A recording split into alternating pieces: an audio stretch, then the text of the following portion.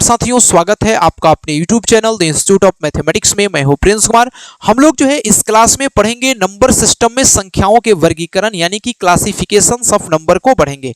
इसके पहले के क्लास में हम लोगों ने नंबर सिस्टम में अंकों की संख्या मतलब कि नंबर ऑफ डिजिट्स को समझा था। उससे रिलेटेड बहुत सारे प्रश्नों को मैंने सॉल्व किया था।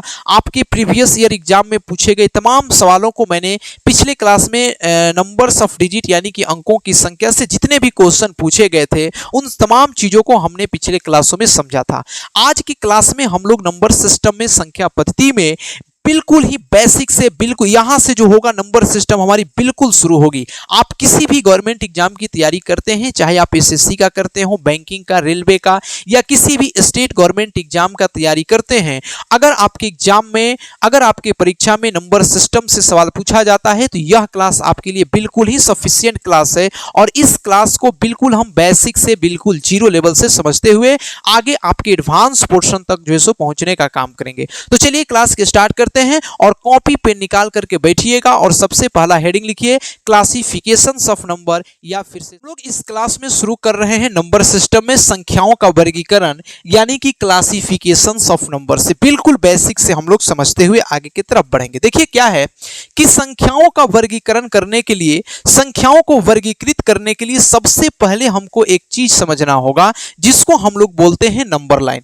क्योंकि संख्याओं का क्लासिफिकेशंस जो है, संख्याओं का वर्गीकरण जो है वह संख्या रेखा के आधार पर ही जो है सो किया जाता है। तो सबसे पहले हम एक चीज आपको बता देते हैं कि एक जो है सो क्या होता है, नंबर लाइन होता है जिसको हम लोग क्या बोलते हैं, संख्या रेखा बोलते हैं। और इस संख्या रेखा के बारे में हम लोग बचपन से जो है सो पढ़ते हुए आ रहे हैं।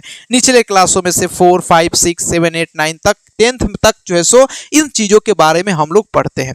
संख्या रेखा क्या होता है कि एक रेखा होती है, एक लाइन होता है जिस लाइन पर हम लोग नंबर्स को, संख्याओं को प्रदर्शित करते हैं, रिप्रेजेंट करते हैं। इस संख्या रेखा में क्या होता है कि एक बीच में जो है सो क्या करते हैं, जीरो ले लेते हैं।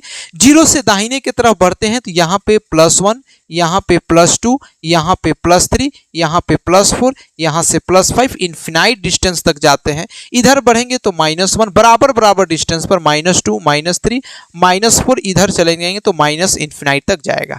एक रेखा होती है और इस रेखा पर संख्याओं को हम क्या करते हैं, रिप्रेजेंट करते हैं। संख्याओं को जो है सो हम क्या करते हैं, प्रदर्शित करते हैं। अब हम संख्याओं का वर्गीकरण जो है, क्लासिफिकेशंस ऑफ नंबर जो है, इन्हीं रेखाओं के आधार पर करते हैं। हम लोग संख्याओं को, हम लोग नंबर को जो है सो दो कैटेगरी में बांटते हैं। हम लोग संख्याओं को कितने कैटेगरी में बांटते हैं, दो कैटेगरी में बांटते हैं। हम लोग संख्या को यानी कि जो हमारा नंबर्स होता है उसको दो ग्रुप में हम लोग डिवाइड करते हैं। कितने कैटेगरी में डिवाइड करते हैं, दो कैटेगरी में डिवाइड करते हैं। एक वैसी संख्या होती है, एक वैसी नंबर होती है जिसको हम संख्या रेखा पर प्रदर्शित कर सकते हैं। एक वैसी नंबर जिसको हम लोग संख्या रेखा पर मतलब कि जो नंबर लाइन होता है, क्या होता है, नंबर लाइन होता है, उस पर क्या कर सकते हैं, रिप्रेजेंट कर सकते हैं। उस पर हम लोग क्या कर सकते हैं, रिप्रेजेंट कर सकते हैं। ऐसी संख्या जिसको हम लोग नंबर लाइन पर रिप्रेजेंट कर सकते हैं। और एक वैसी संख्या होती है जिसको हम लोग नंबर लाइन पर, किस पर, नंबर लाइन पर रिप्रेजेंट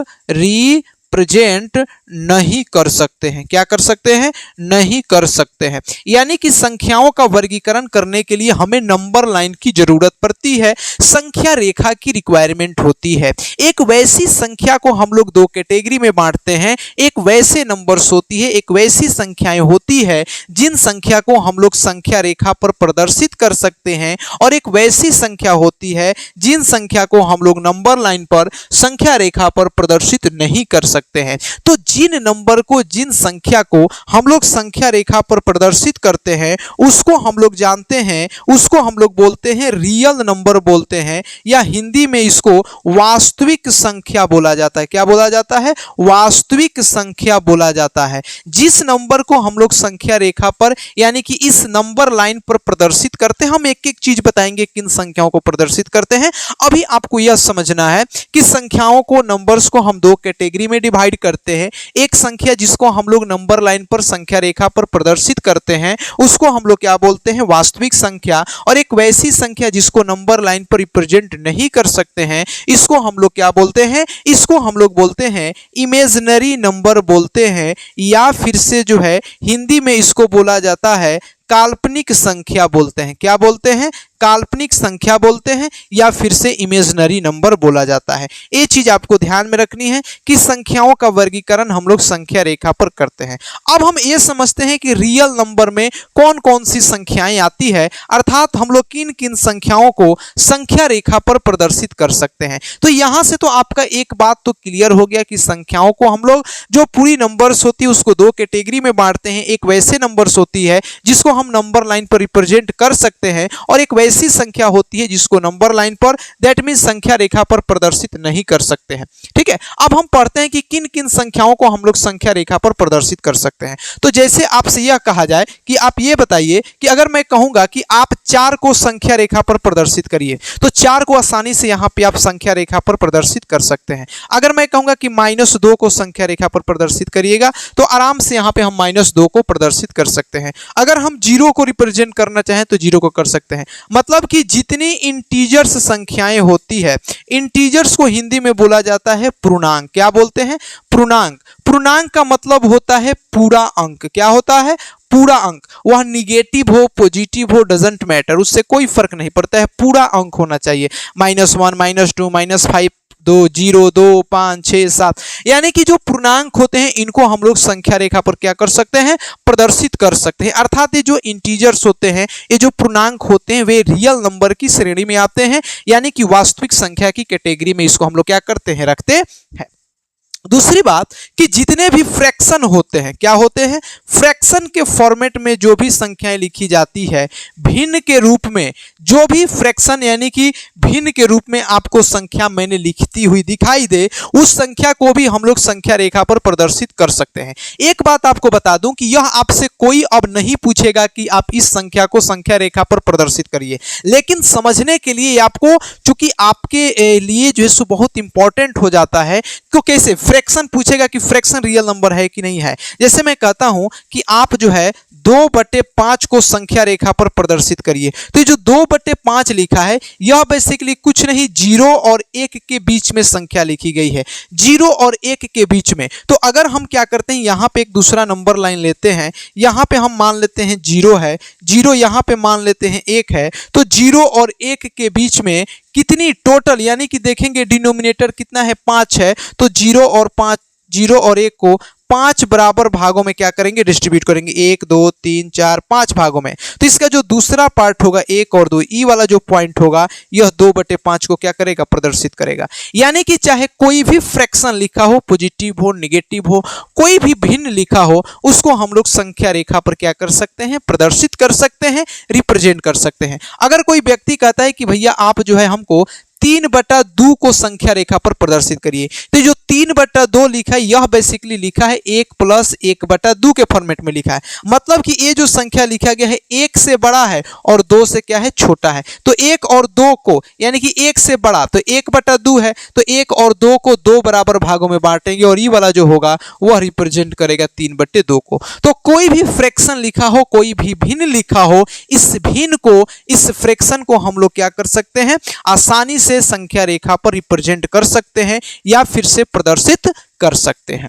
आई बात समझ में। इसी तरीके से अगर मान कर चले कोई माइनस वाली संख्या लिखी गई हो, अगर कोई लिखा हो -3/5 लिखा हो, इसको संख्या रेखा पर प्रदर्शित करिए। तो इसको संख्या रेखा पर प्रदर्शित करना है तो करेंगे क्या कि यहां से हम क्या करते हैं कि एक नंबर लाइन बनाते हैं ताकि आपको समझने में दिक्कत नहीं हो। यहां पे मान लेते हैं 0 है और यहां पे मान लेते हैं -1 है। हमको -2/5 को रिप्रेजेंट करना है। तो यह जो संख्या है 0 और -1 के बीच की संख्या है, 0 और -1 से बीच में। तो 0 और -1 को कितने बराबर भागों में बांटेंगे, 1 2 3 4 5, 1 2 3 4 5 बराबर भागों में बांटेंगे। इसका दूसरा हिस्सा, पहला दूसरा, ये वाला जो हिस्सा होगा यह -2/5 को रिप्रेजेंट करेगा। तो इस तरीके से जितने भी फ्रैक्शन बनते हैं, जितने भी भिन्न बनते हैं, इस भिन्न वाली संख्या को हम लोग संख्या रेखा पर क्या कर सकते हैं, रिप्रेजेंट कर सकते हैं या फिर से प्रस्तुत कर सकते हैं। ठीक है, यानी कि जो हमारा इंटीजर्स है और जो फ्रैक्शन है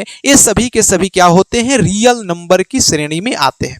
दूसरी बात अगर हम बात करें कि डेसिमल वाली संख्याएं अगर कोई लिखी हो तो इसको हम लोग संख्या रेखा पर प्रदर्शित कर सकते हैं कि नहीं कर सकते हैं। जैसे मैं कहता हूं कि आप 2.5 को संख्या रेखा पर प्रदर्शित करेंगे कि नहीं करेंगे, 100% करेंगे। क्यों नहीं करेंगे? अगर हमारे पास 2.5 लिखा हो तो इसको हम लोग लिख सकते हैं 25/10 लिख सकते हैं। लिख सकते हैं कि नहीं लिख सकते हैं? आराम से लिख सकते हैं।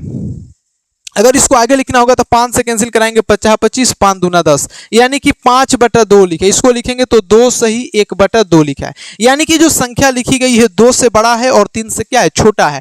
तो 2 और 3 के बीच में 1/2 है, मतलब कि इसको 2 बराबर भाग में बांटेंगे। ये वाला जो होगा 5/2 को रिप्रेजेंट करेगा, यानी कि 2.5 को जो सो क्या करेगा, प्रदर्शित करेगा। यानी कि जो डेसिमल वाली संख्याएं हैं, अच्छा डेसिमल मैंने शुरू में ही आपको एक चीज बात बता दिया था कि जो डेसिमल होता है ना, ये जो दशमलव होता है ये दो तरीके का होता है। एक होता है टर्मिनेटिंग डेसिमल, एक होता है नॉन टर्मिनेटिंग डेसिमल। दो तरीके का डेसिमल होता है। मैंने डेसिमल में इसको बिल्कुल बारीकी से पढ़ाया हुआ है, डेसिमल का आप क्लास जाकर देख सकते हैं।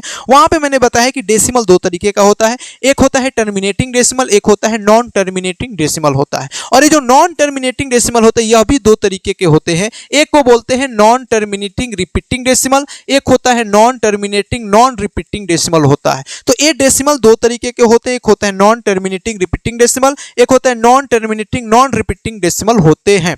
अच्छा, कोई भी डेसिमल रहेगा इन सबको हम लोग संख्या रेखा पर, टर्मिनेटिंग डेसिमल को तो आसानी से हम लोग संख्या रेखा पर प्रदर्शित कर सकते हैं। कोई भी टर्मिनेटिंग डेसिमल का मतलब होता है कि उसके बट्टा में हमेशा 10 रहता है या 10 का कोई पावर रहता है, 10 का पावर 1 होता है, 10 का पावर 2 होता है, 10 का पावर 3 होता है, 10 का पावर समथिंग कुछ भी रहता है। यानी कि टर्मिनेटिंग डेसिमल को तो संख्या रेखा पर आसानी से हम लोग प्रदर्शित कर सकते हैं। लेकिन अगर नॉन टर्मिनेटिंग डेसिमल रहे, जैसे अगर कहीं पे ऐसा लिखा हो, ऐसे मैं लिखता हूं 0.3 के ऊपर ऐसे बार लगा हो, 3 के ऊपर 0.3 रेकरिंग लगा हो, तो इसको भी हम लोग संख्या रेखा पर प्रदर्शित कर सकते हैं। इसको जब फ्रैक्शन में लिखेंगे तो हो जाएगा 3/9, कैंसिल कराएंगे तो हो जाएगा 1/3, और इस 1/3 को आसानी से हम लोग क्या कर सकते हैं, संख्या रेखा पर प्रदर्शित कर सकते हैं। अगर कहीं पे ऐसे लिखा हो 4.3 के ऊपर बार लगा हो, तो इसको भी हम लोग संख्या रेखा पर प्रदर्शित कर सकते हैं। इसका मतलब क्या है, 4 + 3/9, यानी कि 4 + 1/3, 4 + 1/3 को आसानी से संख्या रेखा पर प्रदर्शित कर सकते हैं। तो नॉन टर्मिनेटिंग डेसिमल भी रहेगा, उसको भी हम लोग संख्या रेखा पर क्या कर सकते हैं, प्रदर्शित कर सकते हैं। आप कहिएगा कि ये जो non terminating non repeating decimal है, जैसे उसको कैसे, जैसे यहां पे लिखा है 1.3 1 5 4 2 6 7, इस तरीके से, ये तो नॉन टर्मिनेटिंग है और ना ही रिपीटिंग है, अलग अलग नंबर्स आ रहे हैं, तो उसको भी हम लोग संख्या रेखा पर प्रदर्शित कर सकते हैं। कैसे, आइए चीजों को समझते हैं। जैसे अगर हम बात करें √2 की, जैसे 1.4 1.424,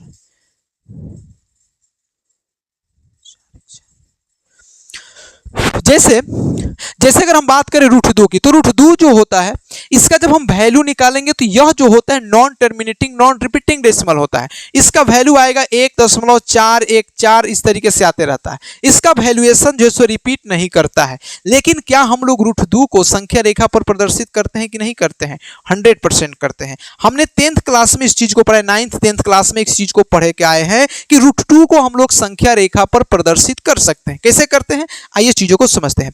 √2 को दिखाना है तो √2 को दिखाने के लिए संख्या रेखा पर क्या करते हैं कि हम यहां से मान लेते हैं 0 है, 0 से यहां से 1 यूनिट डिजिट, यानी कि 1 यूनिट डिजिट, यानी कि क्या ले लेते हैं, हमारा बेस ले लेते हैं, आधार ले लेते हैं, और एक ही यूनिट डिजिट यहां से क्या लेते हैं, हम हाइट ले लेते हैं। तो यहां पे ये जो डिस्टेंस किया जाएगा। यह बेसिकली किसको रिप्रेजेंट करेगा, √2 को रिप्रेजेंट करेगा। फिर हम लोग प्रकार की सहायता से इसको मेजरमेंट कर लेते थे और मेजरमेंट करके एक चाप जैसे से नीचे काटते थे और जहां पे आकर के काटेगा वह पॉइंट जैसे किसको रिप्रेजेंट करेगा, √2 को रिप्रेजेंट करेगा। तो √2 को रिप्रेजेंट करना हो, √3 को, √5 को, तो इस तरीके की संख्याओं को भी हम लोग संख्या रेखा पर प्रदर्शित कर सकते हैं। तो कुल मिलाकर यह बात है कि संख्या रेखा पर हम लोग किन किन संख्याओं को प्रदर्शित कर सकते हैं। तो संख्या रेखा पर हम लोग प्रदर्शित कर सकते हैं इंटीजर्स को प्रदर्शित कर सकते हैं, यानी कि पूर्णांक संख्याओं को प्रदर्शित कर सकते हैं। दूसरा, जो फ्रैक्शन संख्याएं लिखी जाती है, जो भिन्न संख्याएं लिखी जाती है, इसको हम लोग प्रदर्शित कर सकते हैं।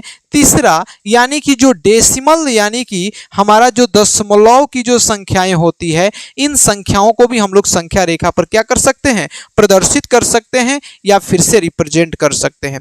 यहां तक आपको बातें समझ में आया कि नहीं आया? अगर इतनी बात आप समझ गए होंगे कि संख्या रेखा पर हम लोग इन सभी संख्याओं को क्या करते हैं, रिप्रेजेंट करते हैं।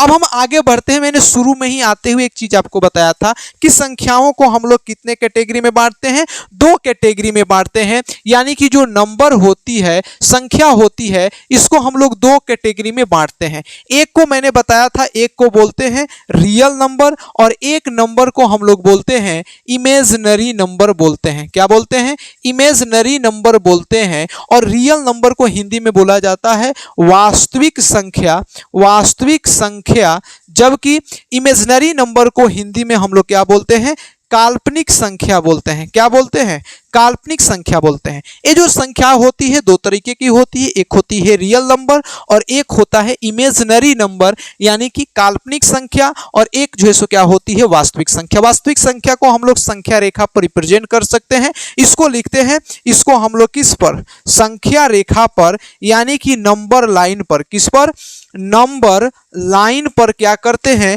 इसको रिप्रेजेंट करते हैं, इसको हम लोग क्या करते हैं, प्रदर्शित करते हैं। जबकि जो इमेजिनरी नंबर होती है, इसको हम लोग संख्या रेखा पर, इसको हम लोग क्या करते हैं, संख्या रेखा पर प्रदर्शित नहीं करते हैं, प्रदर्शित नहीं करते हैं। इसको हम लोग संख्या रेखा पर प्रदर्शित नहीं कर सकते हैं। इमेजिनरी नंबर को, काल्पनिक संख्या को हम लोग संख्या रेखा पर प्रदर्शित नहीं कर सकते हैं। हम लोगों के सिलेबस में केवल और केवल रियल नंबर के ही बारे में पढ़ना है। इमेजिनरी नंबर, काल्पनिक संख्याएं, अगर आप सीडीएस का पेपर देते हैं तो वहां पे इमेजिनरी नंबर से, काल्पनिक संख्या से थोड़ा बहुत सवाल पूछ लिया जाता है। या अगर आपका इन फ्यूचर में एयरफोर्स का एग्जाम देने वाले हो, एनडीए का एग्जाम देने वाले हो, जेई का एग्जाम देने वाले हो, या फिर से अगर आप किसी टेक्निकल एग्जाम देते हैं तो वहां पे इससे एक टॉपिक पढ़ना है, कॉम्प्लेक्स नंबर। क्या पढ़ना है, कॉम्प्लेक्स नंबर। वहां पे इस चीजों को पढ़ेंगे, हम सभी चीजों पर बात करेंगे। हम थोड़ा देर के लिए आपको शॉर्ट में बताते हैं इमेजिनरी नंबर क्या होता है। इमेजिनरी नंबर काल्पनिक संख्या होती है। जैसे अगर हम यहाँ पे कहें कि आप एक बात बताइए, मैं कहता हूं कि √2 का वैल्यू बताइए, तो √2 का वैल्यू आप आसानी से बता सकते हैं, 1.414 डॉट डॉट डॉट आते रहेगा, एक्यूरेट आप निकाल सकते हैं। लेकिन अगर मैं कहूंगा कि √4 का वैल्यू बताइए, तो √4 का वैल्यू निकालेंगे तो कितना हो जाएगा, 2 हो जाएगा। अगर मैं कहूंगा कि √9 का वैल्यू बताइए, तो आसानी से बता सकते हैं √9 का वैल्यू कितना होगा, 3 होगा। लेकिन अगर मैं यही कहूं कि आप जो है सो -√2 का वैल्यू बताइए, या -√4 का वैल्यू बताइए, -√9 का वैल्यू बताइए, तो ऐसी जब कंडीशन आती है, तो ऐसी सिचुएशन में, ऐसी परिस्थिति में हमारे पास ऐसा कोई भी तरीका नहीं है, ऐसा कोई भी सिस्टम नहीं है कि इसका हम लोग एक्यूरेट वैल्यू क्या कर सकते हैं, बता सकते हैं। तो इसी समस्या से बचने के लिए, इसी सिचुएशन से बचने के लिए कुछ मैथमेटिशियन लोगों ने एक अलग जो है सो मैथमेटिक्स में शाखा कहिए, ब्रांच कहिए, जो कहिए, उन्होंने डेवलप किया, जिसको हम लोग क्या बोलते हैं। जैसे अगर मैं लिखता हूं √2 -√2, तो इसको लिख सकते हैं √2 इंटू माइनस का √1, और इसी -√1 को जो है उन्होंने एक शब्द से डिनोट किया जिसको हम लोग आयोटा बोलते हैं। क्या बोलते हैं, आयोटा बोलते हैं। और यह आयोटा जो है सो क्या कहलाती है, इमेजिनरी नंबर रिप्रेजेंट करती है। और आयोटा का मान जो होता है, आयोटा का जो वैल्यू होता है, वह -√1 के जो है सो क्या होता है, बराबर होता है।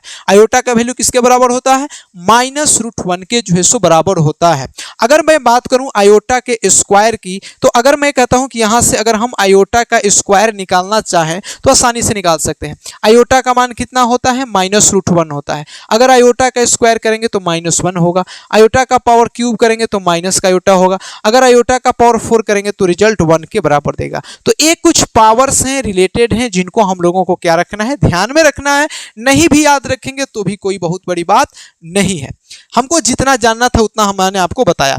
इस तरीके से ये जो क्या होती है, इसको हम लोग बोलते हैं काल्पनिक संख्या, इमेजिनरी नंबर। रियल में एग्जिस्ट नहीं करती है, वास्तव में संख्या एग्जिस्ट नहीं करती, इमेजिन में कल्पना हम कर लेते हैं कि हाँ ऐसी संख्याएं जो क्या होती है। और यही रियल नंबर क्या है, रियल नंबर और इमेजिनरी नंबर जब एक साथ संख्याओं को लिख देते हैं तो इस संख्या को हम लोग बोलते हैं कॉम्प्लेक्स नंबर बोलते हैं। हिंदी में इसको बोला जाता है सम्मिश्र संख्या बोला जाता है। क्या बोला जाता है, सम्मिश्र संख्या। यानी कि रियल नंबर और इमेजिनरी नंबर के कंबाइन फॉर्म को रियल नंबर और इमेजिनरी नंबर यानी कि काल्पनिक संख्याओं के सम्मिलित रूप को हम लोग क्या बोलते हैं, कॉम्प्लेक्स नंबर बोलते हैं, या फिर से जो है सो सम्मिश्र संख्या के रूप में जानते हैं। जैसे कोई भी कॉम्प्लेक्स नंबर सम्मिश्र संख्या अपने फॉर्म में लिखी जाती है तो इस फॉर्मेट में लिखी जाती है। किस फॉर्मेट में, a + IB के फॉर्मेट में लिखी जाती है, जहां पे a जो है सो क्या होता है,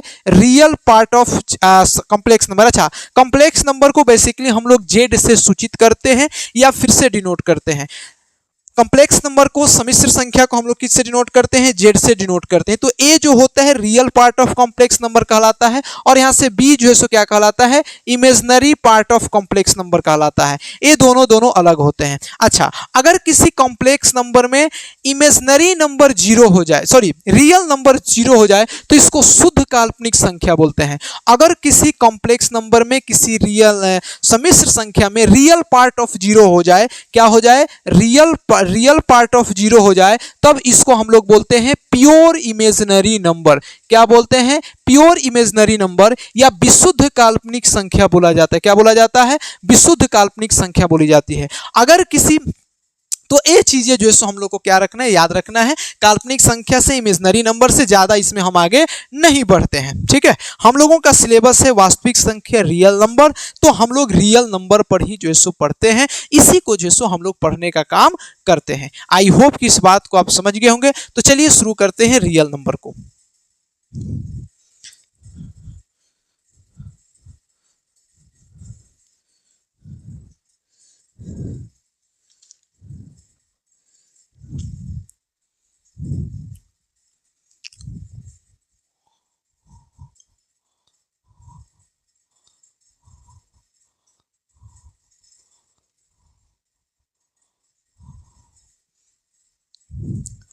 अब यहां से हमारा सिलेबस शुरू होता है रियल नंबर या फिर से वास्तविक संख्याओं का क्लासिफिकेशन कैसे करते हैं। मेरे भाई, जो वास्तविक संख्याएं होती हैं, जो रियल नंबर होती है, इसको हम लोग 2 कैटेगरी में बांट करके पढ़ते हैं। एक संख्या को हम लोग बोलते हैं परिमेय संख्या। क्या बोलते हैं, परिमेय संख्या बोलते हैं। अंग्रेजी में इसको हम लोग बोलते हैं रेशनल नंबर बोला जाता है। क्या बोलते हैं, रेशनल नंबर बोला जाता है।